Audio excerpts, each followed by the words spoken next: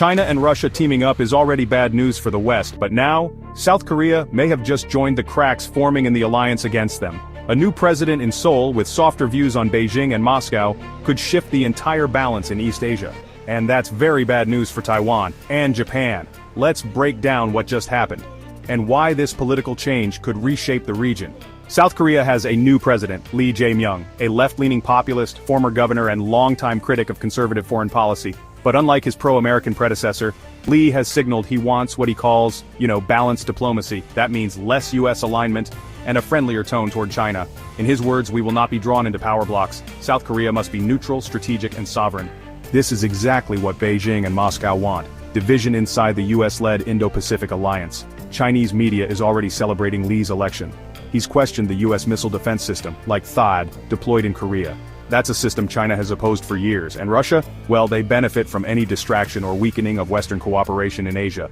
One headline from China's Global Times called it, a diplomatic win for Beijing.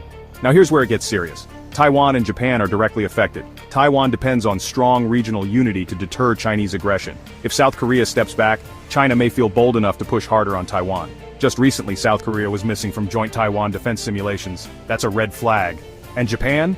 Lee has openly criticized Japan's colonial past and wants to revise past military cooperation deals. That puts more distance between the two US allies, less unity between Korea and Japan, more space for China and Russia to maneuver. South Korea's military is not just symbolic, it's essential to the US regional strategy. Over 30,000 US troops are stationed in Korea. If Lee slows joint drills or reduces military cooperation, deterrence across the region suffers. This isn't just about firepower, it's about how enemies perceive our strength. And China is watching closely. Any hesitation, any division, is an opportunity for them. Lee's victory won't collapse alliances overnight, but it introduces doubt. And that's dangerous. China and Russia are already working together more than ever. Now they may see South Korea as neutral ground, or even a potential weak link. And in geopolitics, unpredictable partners are harder to rely on, which shifts the power balance. Taiwan and Japan now have to plan for a future where South Korea might not be on their side. And that's exactly what China and Vladimir Putin are counting on. What do you think? Is South Korea pulling away from the US, or just playing smart diplomacy? Drop your thoughts in the comments. Like, subscribe, and follow us for more unfiltered world analysis.